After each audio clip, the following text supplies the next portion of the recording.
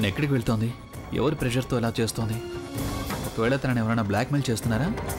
తను ఏమైనా ప్రాబ్లంలో ఉందా? నాకు ఇదంతా చేయడం ఎంతో కష్టంగా ఉంది. ఆయన ఇప్పుడు ప్రవీణ్తో ఏం మాట్లాడుతున్నారో కూడా తెలీదు. అలాగే ప్రవీణ్ వెళ్ళి బుల్బుల్కి ఏం చెప్తాడో. అంతా చెడిపోయేలోపు నేను వెళ్ళి బుల్బుల్ని కలవాలి. కానీ నేను తనకి డైరెక్ట్గా ఏమీ చెప్పలేను. ఏదో ఒక వంక చెప్తాను.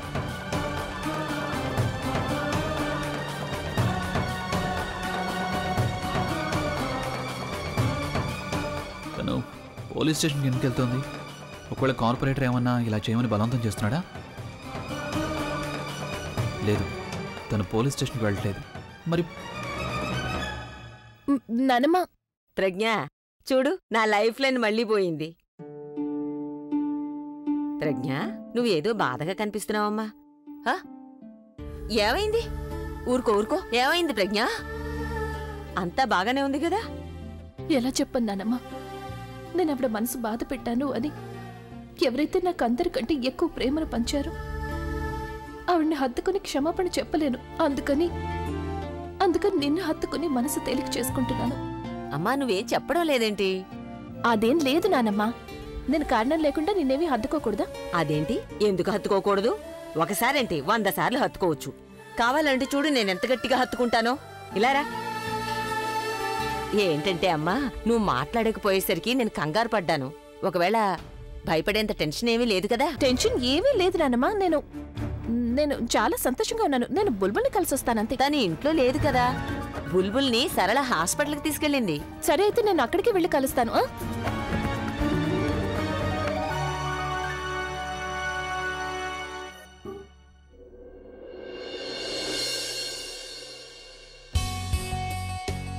కడుపు నిండా తినండి.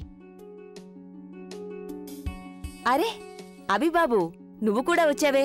కానీ ప్రజ్ఞేమో ఇప్పుడే వెళ్ళిపోయింది. అలాగా? ఒక విషయం చెప్పు రాక్ స్టార్, మీరిద్దరూ మన ఇంటికి వస్తున్నప్పుడు మరి కలిసి ఎందుకు రాలేదు? అది అమ్మమ్మ, నాకు తెలీదు ప్రజ్ఞ ఇక్కడికి వస్తోంది అని. అది నేను ఒక ఇంపార్టెంట్ పని మీద వెళ్తున్నాను. ఇటే వెళ్తున్నాను కదా, కలిసి వెళ్దామని వచ్చాను. అంతా బానే ఉంది కదా? బుల్బుల్, అత్తయ్య గారు, మీరు అంతా బానే ఉన్నారు కదా? ఇప్పటి వరకైతే బాగానే ఉన్నాం. కానీ ఇప్పుడు నువ్వు అలా అడుగుతున్నప్పుడు ఏదైనా బాగోలేదేమో అనిపిస్తుంది.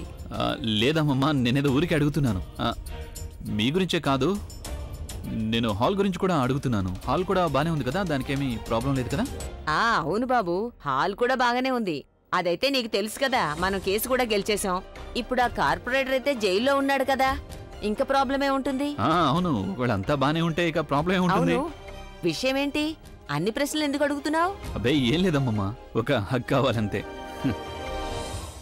ఇక్కడ ఇంట్లో కూడా అంతా బానే ఉంది. మరి కారణం ఏమై ఉంటుంది? ప్రజ్ఞ మీద ఇంకేం ప్రెషర్ ఉంది?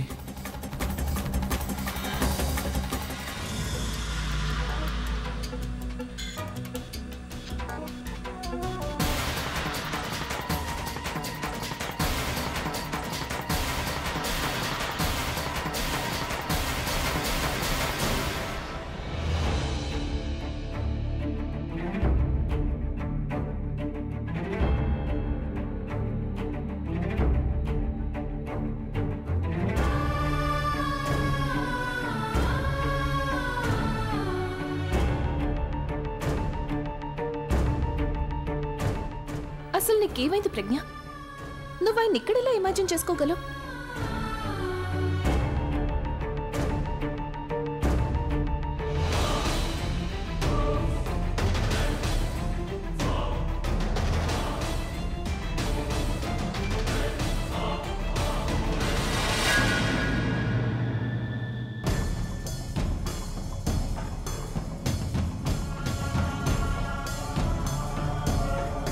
ఏ హీరో, చేయి చూపిస్తున్నావేంటి? ఇది పార్కింగ్ ఏరియా కాదు, బండి ముందుకు తీసుకెళ్ళి పెట్టు. తను ఎక్కడికి వెళ్ళిపోయింది?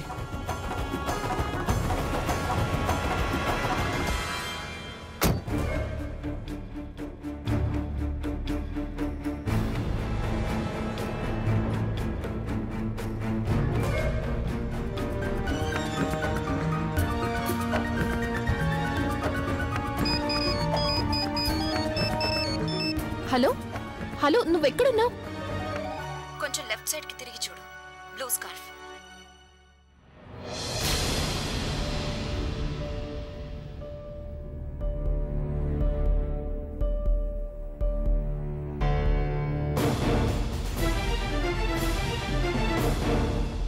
చూడుతాను, నాకు తెలుసు నీ జీవితం నీ నిర్ణయం, కానీ అబోర్షన్ చేయించుకోవడం వల్ల ఏమీ కాదు.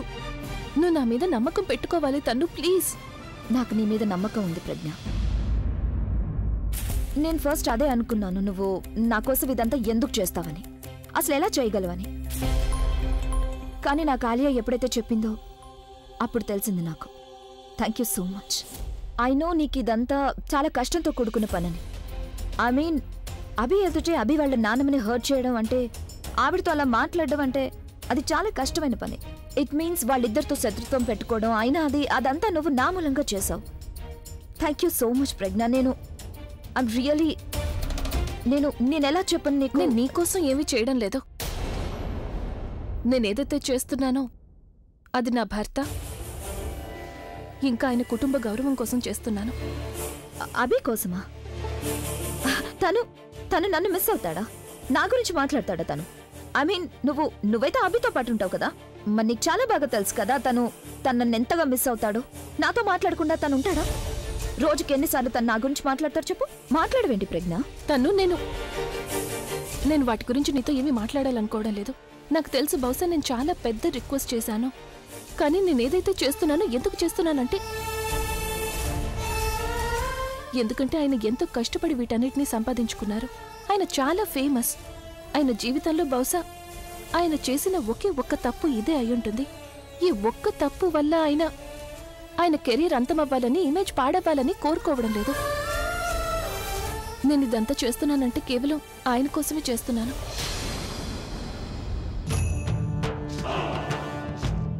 తనని ఇప్పుడు ఇక్కడే చూశాను. ఇంతలో ఎక్కడికి వెళ్ళిపోయింది? అంతా ఆ సెక్యూరిటీ గార్డ్ మూలంగా జరిగింది. కార్ పార్క్ చేయనిస్తే అప్పుడు ప్రజ్ఞ నా కళ్ళకి కనిపించకుండా పోయేది కాదు.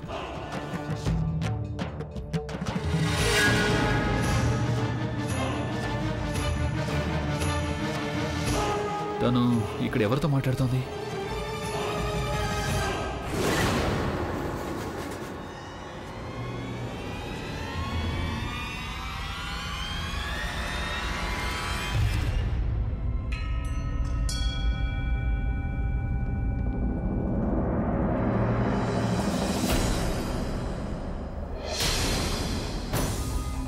రీజన్ ఏదైనా కానివ్వు ప్రజ్ఞ, నువ్వు నా లైఫ్లో సంతోషాల్ని మళ్ళీ తిరిగిస్తున్నావు. యునో నేను ఆశలే వదులుకున్నాను, కానీ నువ్వు తిరిగి నాకు ఆ ఆశల్ని కల్పించావు. నాకు నా ప్రేమ మళ్ళీ తిరిగొస్తుంది. నా బిడ్డకి అభి పేరు లభిస్తుంది. I'm really thankful to you.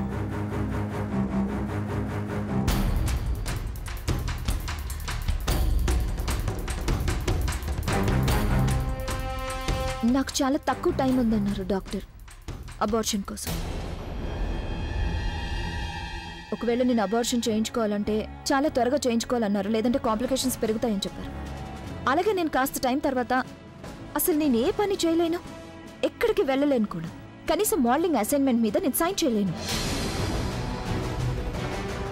అసలు ఏ ఫంక్షన్, ఏ పార్టీ ఏది అటెండ్ కాలేను ప్రజ్ఞ. ఐ హోప్ నీకు అర్థం అవుతుందని నేనేం చెప్పాలనుకుంటున్నాను. ఎవరా అమ్మాయి? తన అబార్షన్ గురించి అలా మాట్లాడుతోంది. ఈ గొంతు నాకు తెలిసినట్టుగానే అనిపిస్తోంది. నేను ప్రెగ్నెంట్ అన్న విషయాన్ని ఇంతవరకు నేను అభి కూడా చెప్పలేదు తెలుసా. నువ్వు నిజంగానే ప్రెగ్నెంట్వి కదా?